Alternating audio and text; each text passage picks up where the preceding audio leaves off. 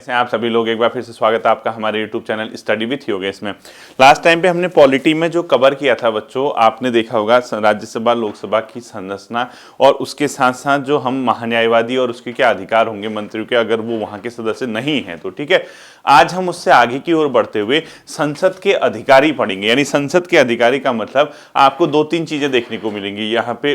राज्यसभा के उपसभापति और सभापति, वहीं लोकसभा के भी उपाध्यक्ष और अध्यक्ष। कहने का मतलब सभापति, उपसभापति, अध्यक्ष और उपाध्यक्ष, इन चार टॉपिक को आज हम कवर करेंगे जो इसके संबंध में महत्वपूर्ण फैक्ट हैं। तो आप लोग हेडिंग डाल लीजिए सीधे सीधे, आप लिखिए संसद के अधिकारी। ठीक है, संसद के अधिकारी आप लोग क्या करेंगे, हेडिंग डालेंगे संसद के अधिकारी, पूरा डालना। ठीक है, संसद के अधिकारी। अब पहला उसमें आपने क्या करना है बच्चों, पहला पॉइंट लिखना है उसमें राज्यसभा का सभापति और उपसभापति, उसी से आगे को। ठीक है, लिखो राज्यसभा का सभापति व उपसभापति, राज्यसभा का सभापति व उपसभापति, सभापति प्लस उपसभापति। ठीक है, अच्छे से देखना है इसको। अब राज्यसभा मैंने आपको पढ़ा दिया है, ठीक है, क्या है कैसा है आपको पता होना चाहिए। अब देखो राज्यसभा का सभापति या उपसभापति की जो बात आती है तो सभापति इसका होता है उपराष्ट्रपति। इसका जो राज्यसभा का बच्चों सभापति होगा, उपराष्ट्रपति इसका पदेन सभापति होता है। यानी उपराष्ट्रपति का जो पद है वो ऑटोमेटिकली राज्यसभा का क्या कहलाएगा, सभापति कहलाएगा। ठीक है, तो यहाँ पे कौन होगा, उपराष्ट्रपति। भारत का जो उपराष्ट्रपति होगा बच्चों, इसका पदेन सभापति होगा। ठीक है, क्या होगा, पदेन सभापति, किसका, राज्यसभा का। वहीं जो उपसभापति है, जैसे उपसभापति वो कौन होता है बच्चों, राज्यसभा द्वारा चुना जाता है और अपने सदस्यों में से किसी एक को। यानी अगर आपसे कभी क्वेश्चन पूछता है कि राज्यसभा के उपसभापति कौन होता है, कहां से आते हैं, तो जो राज्यसभा है, अपर हाउस है, उनके जो सदस्य हैं बच्चों, उन्हीं में से किसी एक मेंबर को क्या किया जाएगा, उपसभापति चुना जाएगा अपने में से। ठीक है, तो लिखो राज्यसभा द्वारा अपने सदस्यों में से, राज्यसभा पूरा लिखना, राज्यसभा द्वारा अपने सदस्यों में से किसी एक व्यक्ति को चुना जाएगा। राज्यसभा द्वारा अपने सदस्यों में से किसी एक को उपसभापति चुना जाएगा। ठीक है, तो अगर आपसे क्वेश्चन पूछता है कि सभापति कौन होता है, तो उपराष्ट्रपति इसका पदेन सभापति होता है। और उपसभापति कहां से आता है, कौन होता है पूछेगा, तो आप बताओगे राज्यसभा में से, राज्यसभा द्वारा किसी एक को अपने में से उपसभापति के लिए चुना जाता है। ये आपको पता होना चाहिए। और हमेशा याद रखना, इसके संबंध में कई बार पेपर में आर्टिकल पूछा गया कि भारतीय संविधान के कौन से अनुच्छेद में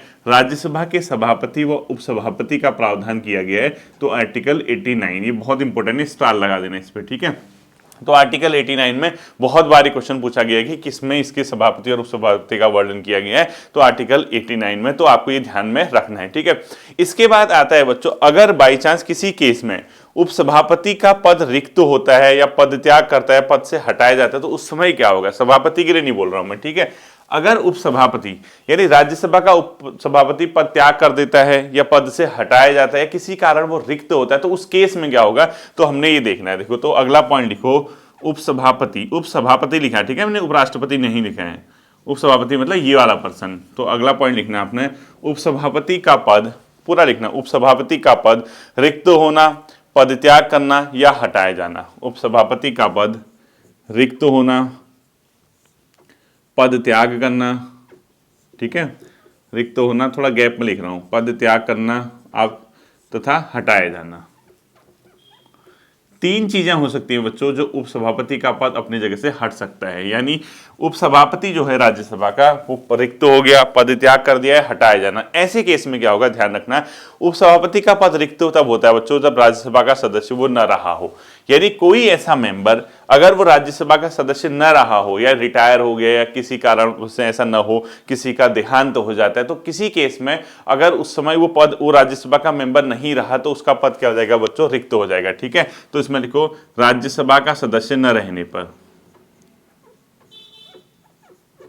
न रहने पर। ठीक है, एक तो इस केस में ये पद रिक्त हो सकता है। दूसरा पद त्याग, पद त्याग क्या होता है बच्चों, वो सभापति को त्याग पत्र देगा। यानी उपसभापति पद त्याग कैसे करेगा, सभापति को पद त्याग, सभापति को त्याग पत्र, सभापति मतलब उपराष्ट्रपति। ठीक है, त्याग पत्र और तीसरा बच्चों हटाया जाना। उप सभापति को उसके पद से कैसे हटाया जाता है अगर आपसे पूछता है तो आपको ध्यान रखना होगा, जो राज्यसभा है बच्चों, राज्यसभा के समस्त सदस्यों के बहुमत से इसको हटाया जा सकता है।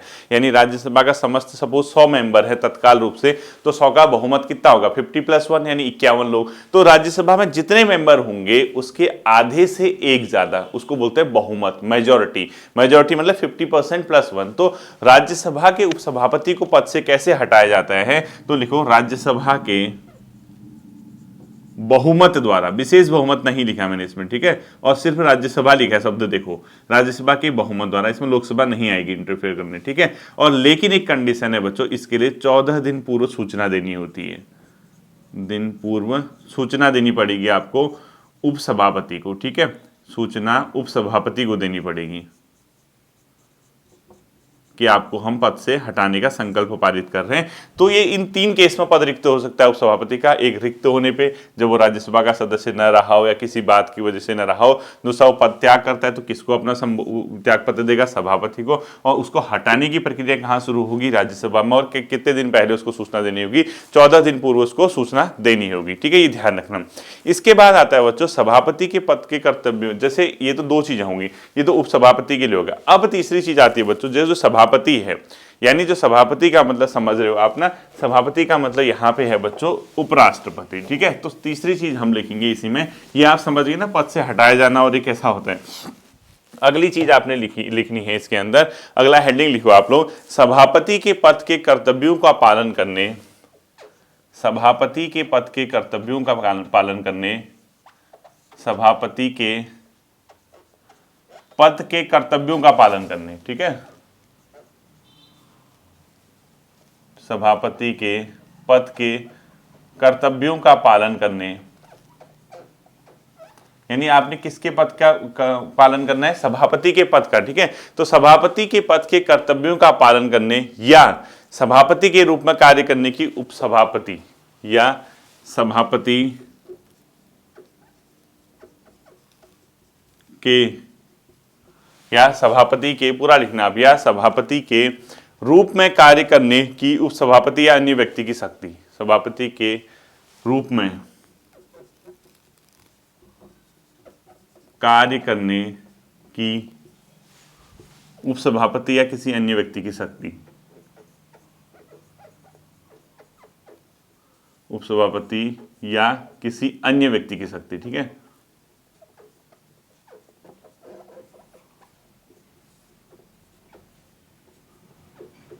की शक्ति, तो ये ध्यान रखना आप लोग।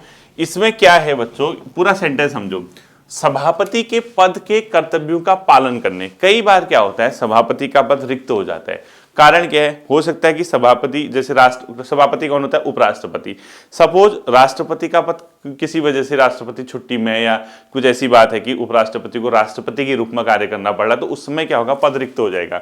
या कोई ऐसी बात अदर होती है कि जिस समय सभापति का पद रिक्त है, किसी भी कारण से हो सकता है, उस समय उपसभापति के रूप में, उपसभापति जो होता है वो जो सभापति के रूप में कार्य करता है, यानी सभापति के पद के कर्तव्य का पालन करने या सभापति के रूप में कार्य करने की किसकी शक्ति, उपसभापति की या किसी अन्य व्यक्ति की शक्ति कब होती है, कैसे होती है, हमने देखना है। इसमें क्या होता है बच्चों, कब ऐसा वो कार्य करेगा, ठीक है, ऐसा कब होगा, तो नीचे ऐसा लिखो, ऐसा कब होगा, आपके समझने के लिए है, ठीक है, ऐसा कब होगा कि वो, आप समझ गए ना, सिंपल सी बात है, सिंपल लैंग्वेज में, सभापति के रूप में कार्य कर रहा है उपसभापति, बस, ठीक है। ऐसा कब होगा, सबसे पहले ये पता होना चाहिए। सभापति का पद रिक्त होने पे बच्चों, सपोज सभापति का पद रिक्त हो गया, का पद रिक्त, अब क्यों रिक्त हो गया वो अलग बात है, ठीक है। सभापति का पद रिक्त हो गया तो उसके रूप में कार्य करेगा, या जो सभापति यानी उपराष्ट्रपति है बच्चों, राष्ट्रपति के रूप में कार्य कर रहा है, उपराष्ट्रपति राष्ट्रपति के रूप में कार्य कर रहा है, राष्ट्रपति के रूप में कार्य, ठीक है। 2 चीजें ध्यान रखना, देखो कब रिक्त हो सकता है, या तो सभापति का पद रिक्त हो गया तो ये काम करेगा कौन, उपसभापति, या उपराष्ट्रपति, उपराष्ट्रपति होता कौन है बच्चों, सभापति, ये क्या कर रहा है, राष्ट्रपति के रूप में कार्य कर रहा है, तो उस केस में क्या होगा, उपसभापति को इसके कार्यों का, इसके सभापति के कार्यों का निर्वहन करना होगा, तो तब तब लिखो, तब उपसभापति या उपसभापति का पद रिक्त होने पर राष्ट्रपति द्वारा नियुक्त उस पद के कर्तव्यों का पालन करेगा। तब, तो क्या ऐसा करके लिखो, तब उपसभापति पूरा लिखना, तब उपसभापति या उपसभापति का पद रिक्त होने पर, या यानी उपसभापति भी नहीं है ऐसा कहना जा रहा है, ठीक है। तब उपसभापति या उपसभापति का पद भी रिक्त होने पर राष्ट्रपति द्वारा नियुक्त ऐसा व्यक्ति सभापति के रूप में कार्य करेगा। तो राष्ट्रपति द्वारा नियुक्त ऐसा व्यक्ति सभापति के रूप में कार्य करेगा। तो राष्ट्रपति द्वारा नियुक्त ऐसा व्यक्ति सभापति के रूप में कार्य करेगा। समझ गए ना? यानी सभापति का पद खाली है तो उपराष्ट्रपति का क्या करेगा, उपसभापति उसके कार्यों का निर्वहन करेगा। लेकिन उपसभापति भी कार्य नहीं कर रहा, यानी वो भी नहीं है पद पे, तो उपसभापति के न होने पर कौन करेगा बच्चों, राष्ट्रपति द्वारा नियुक्त। तो ध्यान रखना, अगर ये उपसभापति भी नहीं है, अगर ये भी नहीं है पद पे, तो कौन उसको बच्चों नया व्यक्ति जो होगा, जो नया व्यक्ति होगा वो कौन नियुक्त करेगा, राष्ट्रपति। नया व्यक्ति कौन होगा बच्चों, राष्ट्रपति द्वारा नियुक्त। ये क्वेश्चन पूछा जा सकता है, ध्यान रखना, राष्ट्रपति द्वारा। अब क्वेश्चन आपसे वन लाइनर क्या होगा, आपसे क्वेश्चन पूछ देगा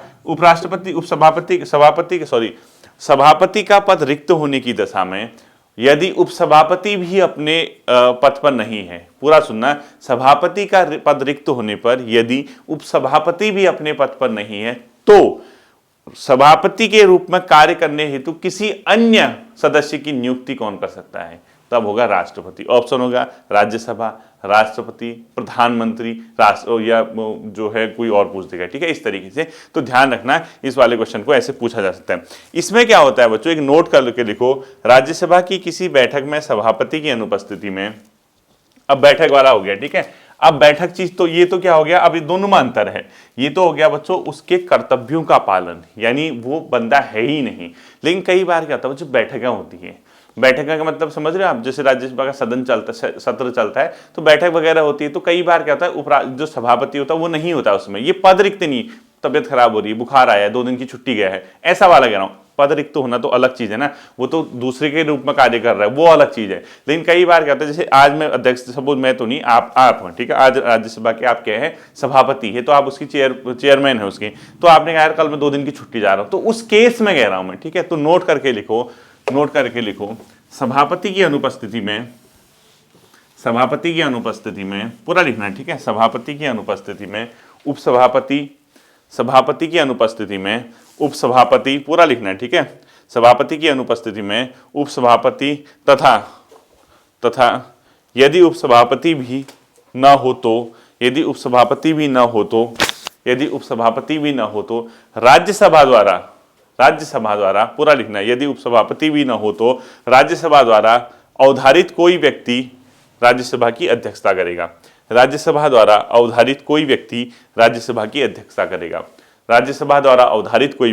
राज्यसभा की अध्यक्षता करेगा। अब पूरा सुनना, कंफ्यूज मत करना, दोनों में कई बच्चों को कंफ्यूज हो गया होगा। अब समरी देखो, मैंने कहा कि जैसे उपराष्ट्रपति यानी जो सभापति उसका पद रिक्त है, रिक्त का मतलब वो छुट्टी, मतलब वो है ही नहीं वो पद उसमें, चाहे वो राष्ट्रपति के रूप में कार्य कर रहा या किसी और वजह से रिक्त है, तो उस केस में क्या होगा बच्चों, उपसभापति क्या करेगा, दायित्व का निर्वहन करेगा। बैठक की अध्यक्षता नहीं बोल रहा हूं मैं, उसके दायित्वों का निर्वहन करेगा। लेकिन उपसभापति भी नहीं है तो कौन करेगा, राष्ट्रपति द्वारा इसके लिए अधिकृत व्यक्ति करेगा, ठीक है, राष्ट्रपति नियुक्त करेगा उसको।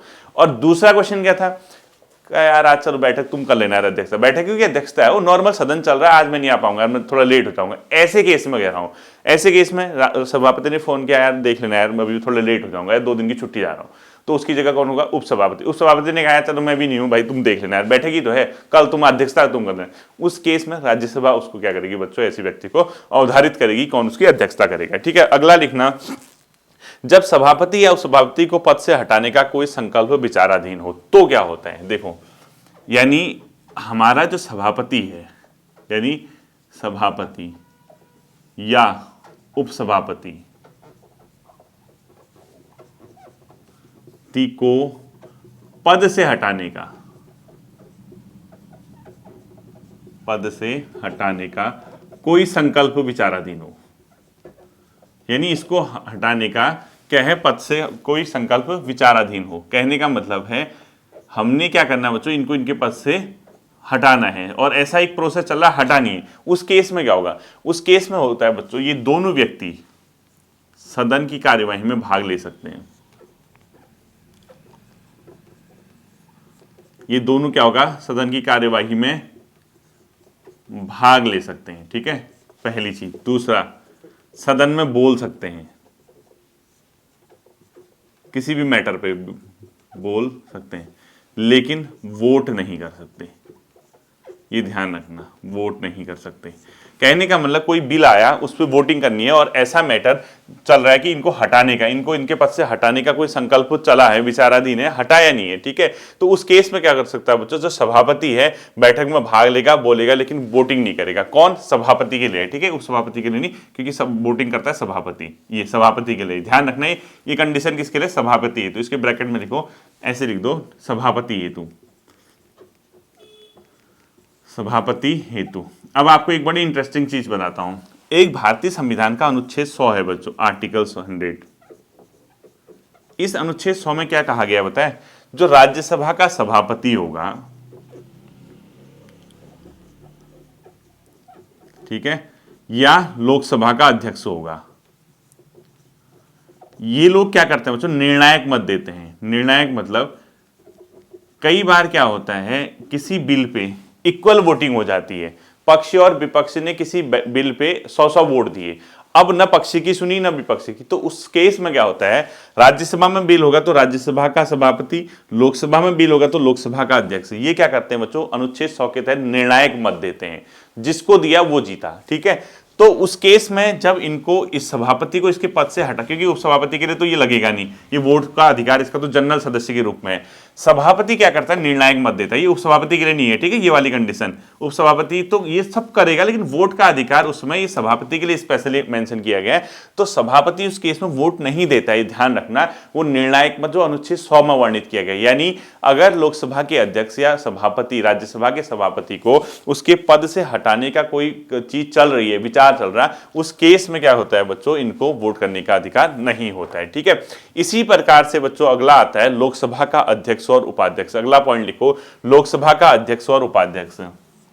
यह आर्टिकल पूछता है लोकसभा का अध्यक्ष व उपाध्यक्ष, यह अनुच्छेद पूछेगा, ठीक है, लोकसभा का अध्यक्ष और उपाध्यक्ष।